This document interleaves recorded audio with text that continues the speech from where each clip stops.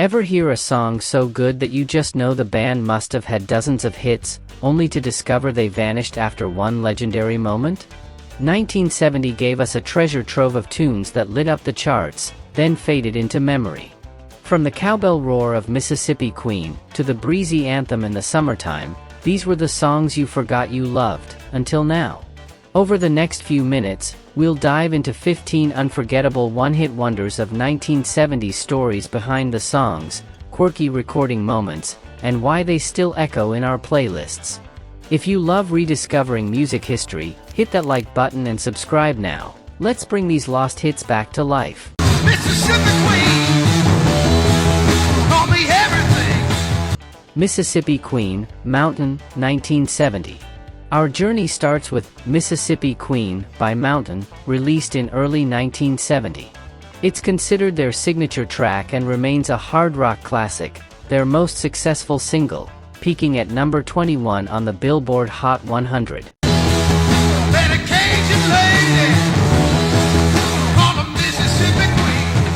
During recording, drummer Corky Lang used a cowbell to count off the beat. Growing tired of takes, he tapped the cowbell as a metronome, and producer Felix Pappalardi loved it so much he left it in the final mix.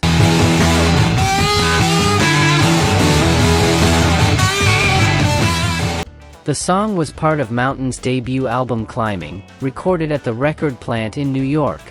Ironically, despite its enduring status, Mountain never had another chart hit that approached this level.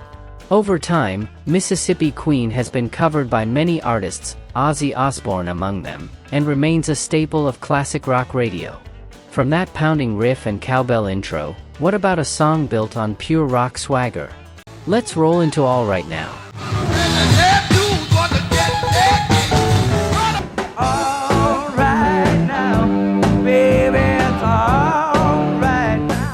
All Right Now, Free, 1970.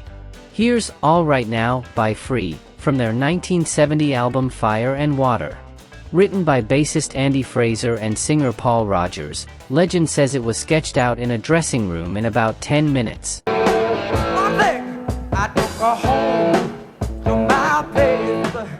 The single climbed to number 2 in the UK and number 4 on the US Billboard Hot 100, making it Free's breakthrough hit. Over time it joined the ranks of the ASCAP Millionaire songs, receiving awards for its radio longevity. Free's earlier albums had barely made a ripple commercially. Fire and Water was their first to chart, reaching the top 3 in the UK. In later years, Paul Rodgers would carry All Right Now into his later projects, and it remains one of his signature staples.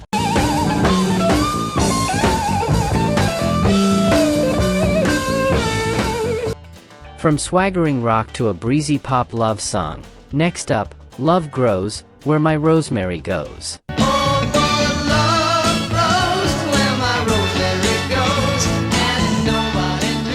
Love Grows, Where My Rosemary Goes, Edison Lighthouse, 1970. Love Grows, Where My Rosemary Goes, was released by Edison Lighthouse in 1970. It was written by Tony McCauley and Barry Mason, and sung by Tony Burrows, a vocalist known for singing with multiple studio bands.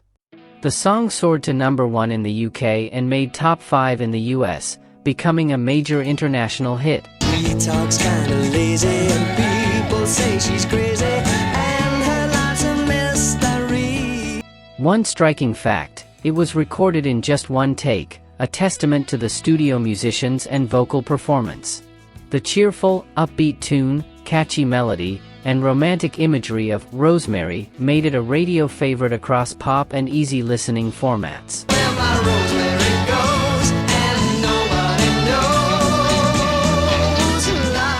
It's often cited as one of those songs that sounds like it came from a bigger catalog than it did.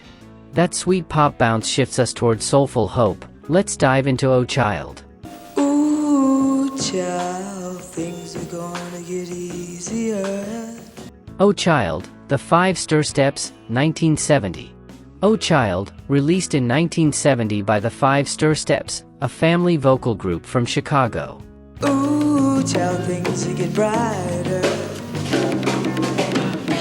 Written by Stan Vincent, the song's message is simple. things are gonna get easier. It peaked at number 8 on the Billboard Hot 100 and became their signature track. Someday, yeah, we're walking the rays of a beautiful sun. With its smooth harmonies, layered production, and uplifting lyrics, it resonated during turbulent times.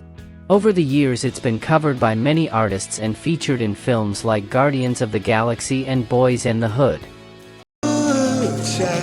Things are gonna be easier. Although the Five Stir Steps had earlier R&B successes, Oh Child remains by far their most enduring crossover hit.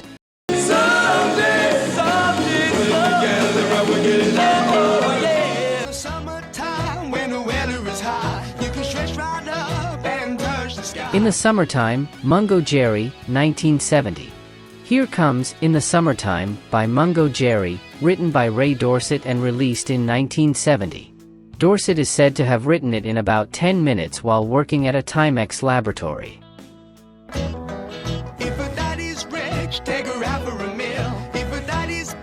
The track features a jug band style beat, no conventional drums. Dorset tapped his foot to keep time. It became massive worldwide, topping charts in multiple countries and selling over 30 million singles, making it one of the best-selling singles ever. Sing along with us, yeah, we're happy. Its carefree lyrics, about driving, sunshine, and easy fun, struck a chord with listeners everywhere. Because of its enormous success, Mungo Jerry is often remembered almost entirely for this one song. Sing along with us, yeah, we're happy. Oh no, we're just a little bit tired now, baby. Tighter, Tighter, Alive and Kicking, 1970. Tighter was released in 1970 by the group Alive and Kicking.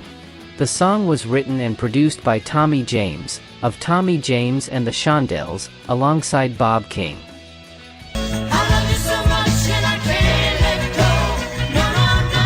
It climbed to number 7 on the Billboard Hot 100 and made number 5 in Canada. A catchy pop track about holding on to love, its bright production and sing-along chorus captured radio audiences.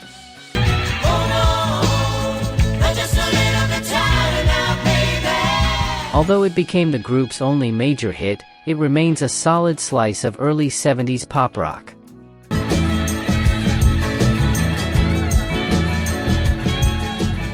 Indiana wants me, but I can't go back there. Indiana Wants Me, R. Dean Taylor, 1970. Indiana Wants Me is a dramatic, narrative-style pop song by R. Dean Taylor, released in 1970. Taylor wrote and produced it himself. The song tells the story of a fugitive on the run, using police sirens and vocal horn announcements for tension. It reached number 5 on the US Billboard Hot 100, and even topped the Cashbox Top 100 chart. Some radio stations removed the siren effects, fearing confusion with real police, but the original version stood out for its bold production. Hang on, love, to the memories of those happy years.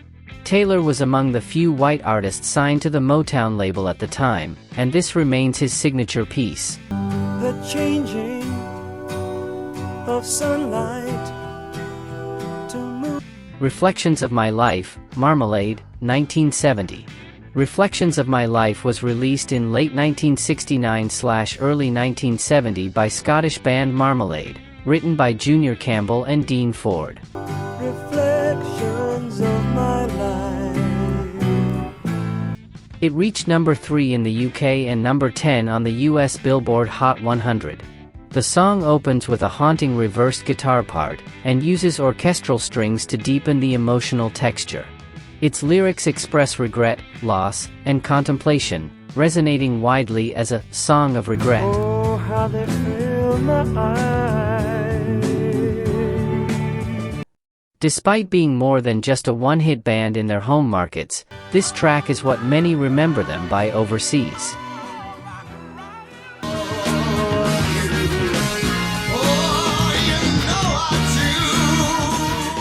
Vehicle, The Ides of March, 1970. Vehicle was released in 1970 by The Ides of March, written by lead singer Jim Petterick. The song came from Petterick's experiences giving rides to a girl who he felt used him, hence, "I'm your vehicle, baby." It features a bold horn arrangement, giving it a punchy, distinctive sound.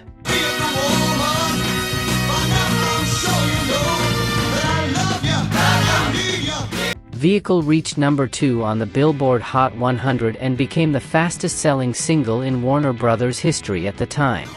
During recording, part of the master tape was accidentally erased, but the band patched it with an earlier take.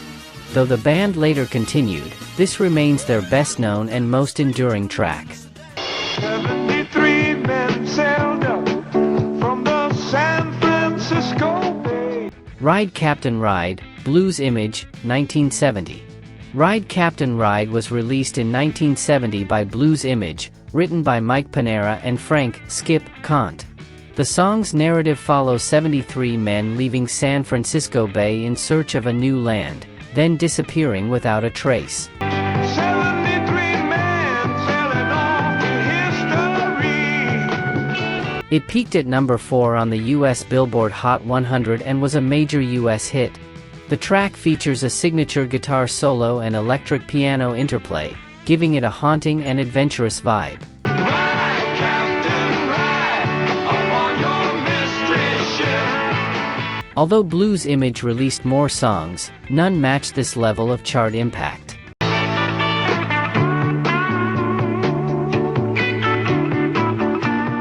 My Belle Amie, you were a child of the sun and the sky. Ma Belle Amie, T-Set, 1970. Ma Belle Amie was released in 1970 by Dutch band T-Set, also spelled T-Set. The title means, "My Beautiful Friend," in French, and the song blends pop rock with a European continental feel. My Belle Amie, I'm in love with you. It reached number 5 on the US Billboard Hot 100, and also charted well in many European markets. Its simplicity, catchy melody, and slight foreign touch made it memorable to American audiences. The distinctive organ, hand claps, and echo vocals helped it stand out on radio. Let the bells ring, let the birds sing for the man. He'll say, excuse me, haven't I seen you somewhere before? The Rapper, The Jaggers, 1970. The Rapper was released by the Jaggers in 1970, written by member Donnie Iris. In this case, rapper refers not to hip-hop but someone who talks smoothly to win over someone, a smooth talker.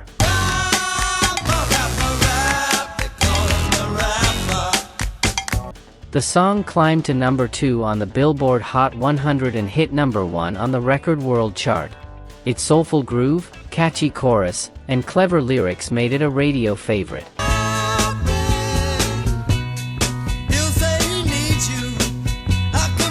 Over time, it has been covered and referenced in later eras, preserving its legacy. And all you can do is laugh at her. Doesn't anybody know how to pray? Arizona, Mark Lindsay, 1970. Arizona was released in early 1970 by Mark Lindsay. Arizona, take off your rainbow shades. Better known as the lead singer of Paul Revere and the Raiders. Written by Kenny Young, the song describes a free-spirited lover named Arizona, whom the narrator both adores and struggles to connect with. It peaked number 10 on the US Billboard Hot 100 in February 1970. Arizona, take off your hobo shoes. Though still tied to his Raiders identity, this solo hit stood out for its pop appeal and radio friendliness. The backing was done by elite LA session musicians, members of the Wrecking Crew, lending it polished studio sheen.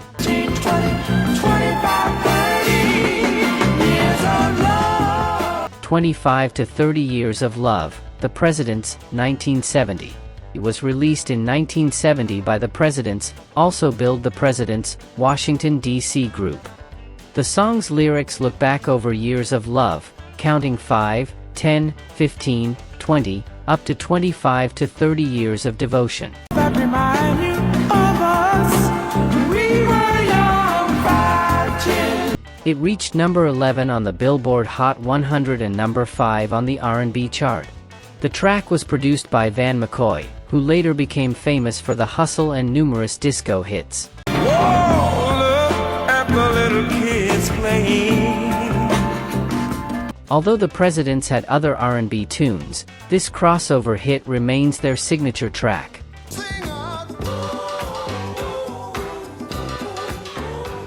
Montego Bay, Bobby Bloom, 1970.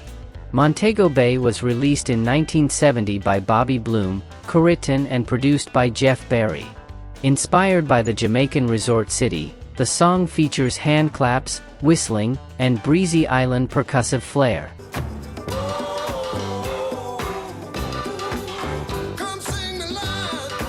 It peaked at number 8 on the US Billboard Hot 100 and number 3 on the UK Singles Chart. And just like that, those 15 one-hit wonders bring us full circle,